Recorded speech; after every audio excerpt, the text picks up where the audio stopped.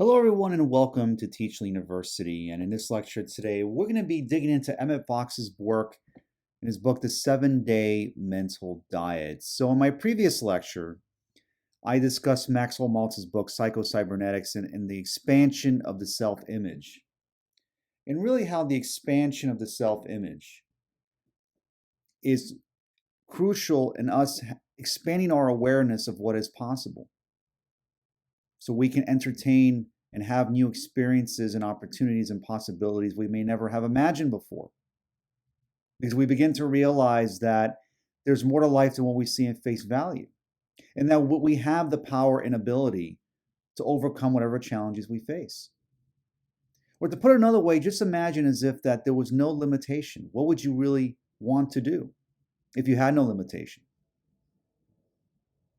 And by contemplating these ideas, we can then combat some of the intrusive negative thoughts that we experience on a daily basis. And that's really what I think is the essence of this lecture and discussing Emmet Fox's work in the 7-Day Mental Diet, on how then we can focus and reshift our focus to more positive, encouraging thoughts, and by reducing or eliminating negative thoughts on a much more consistent basis.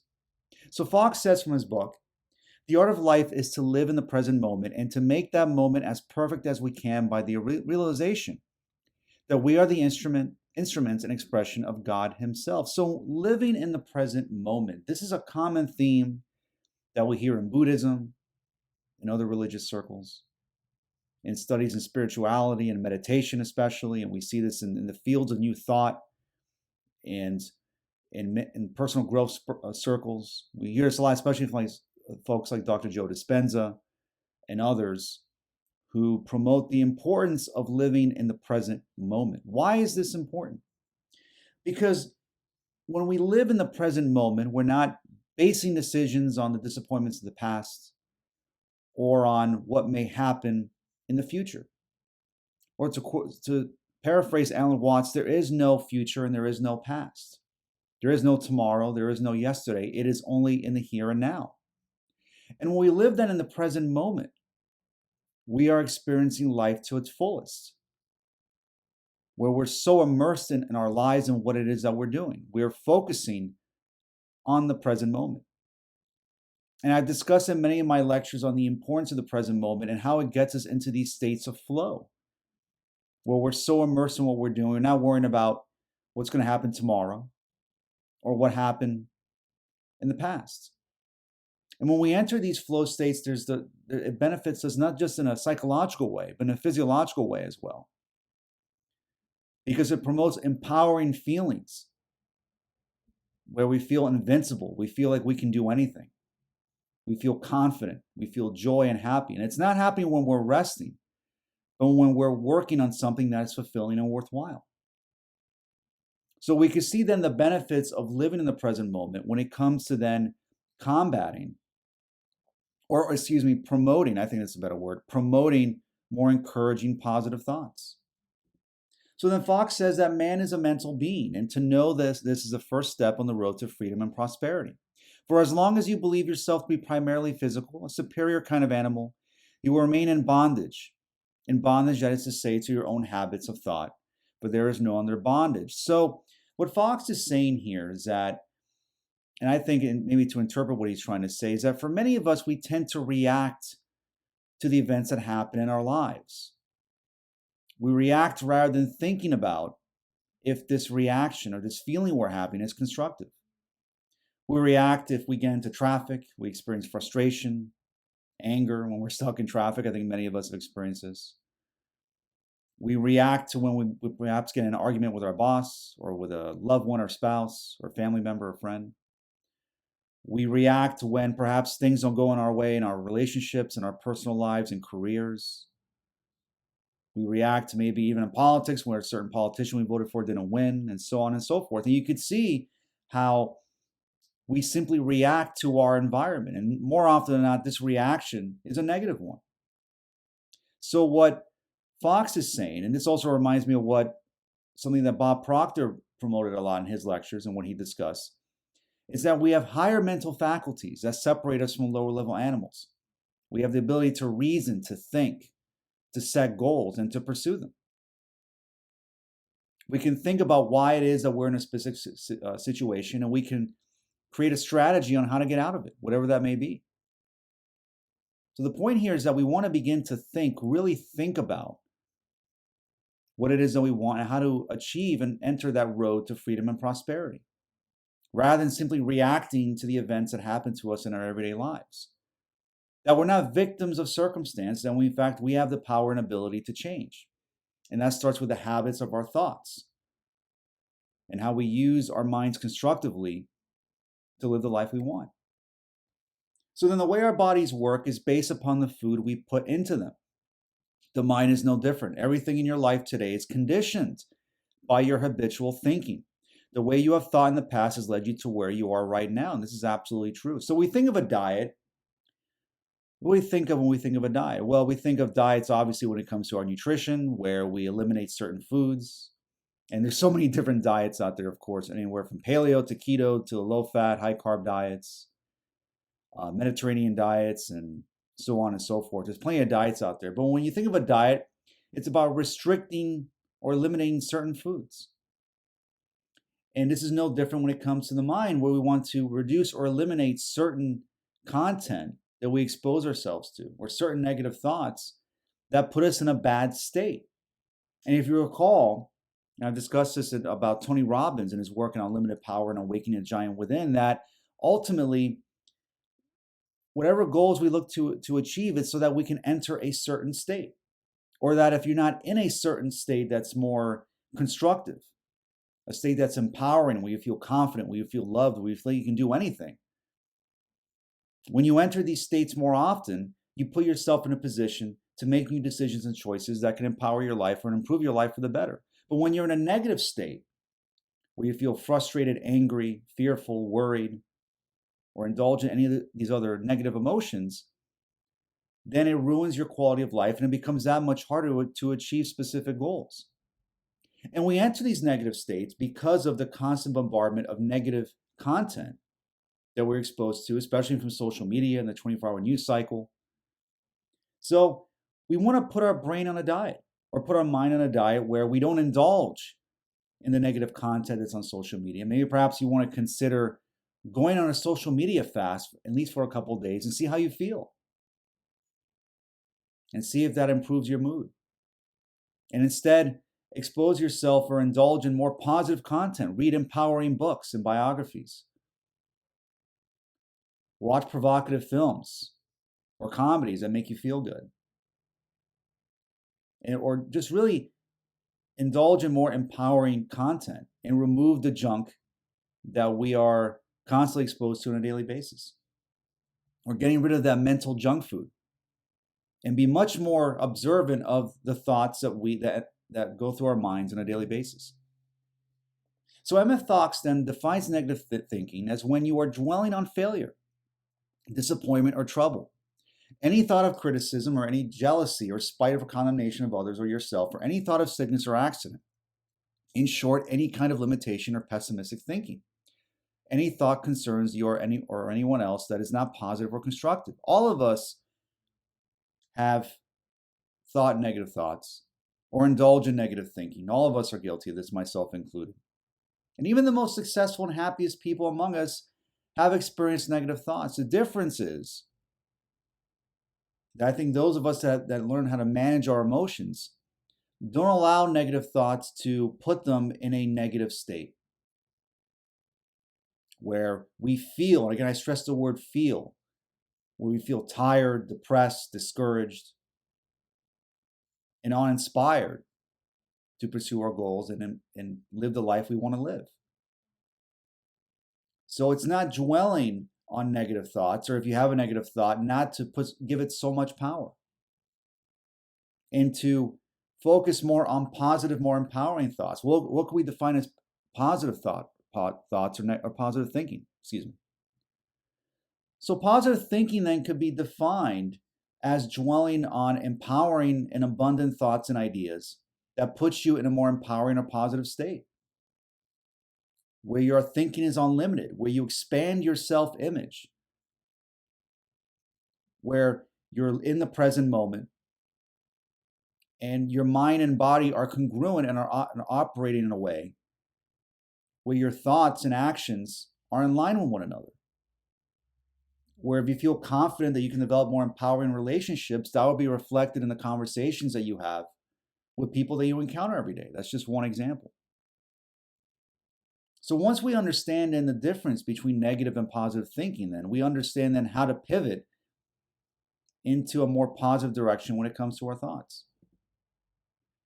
So that as you embark on any diet, you know that your mind plays tricks on you. You crave the old food you used to partake in. This diet is no different. You will find your mind wanting to go forward, the negative, wanting to say something or gossip about someone or something. Sometimes it will be exhausting to fight the urges. You have to just say one thing, much like just having one taste of that delicious cake when you are on a food diet. So if you make a false start or fall off the wagon, you must stop and start again the next day. So I would alter, I think, the ending of this quote by Emmet. So when it comes to managing our emotions and our thoughts, especially negative thoughts, it's important to understand that the mind does play tricks on you. And how does it do that? Well, when it comes to our memories, our memory can be very faulty at best, where oftentimes we even have memories of events that never happened because of our imaginations and because of our mental thoughts and habits, that we can concoct these events that never occurred because of our misperception of the experiences we've had in the past based on our five senses. But we can use this to our advantage, because remember, the brain does not know the difference between what is real and what is not, more specifically the subconscious. So if we can cultivate or imagine new, more empowering or positive scenarios of what's possible, visualizing your life as if you were financially independent, that you were making a strong income, that you were in a career or business that was suitable to you and your skills, that you were in relationships that were loving and fulfilling, that you were in great health, and that you were traveling and doing the things that you've always wanted to do.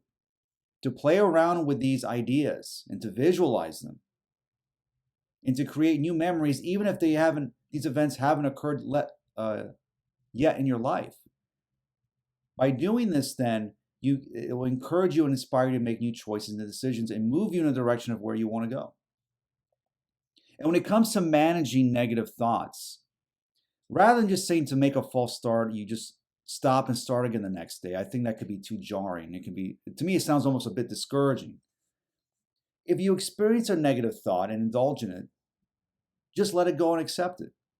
Accept the fact that you're feeling this certain way. Accept the fact that you are having this negative thought or way of thinking, and let it go. And when you do that, you no longer give this negative, intrusive thought all this power.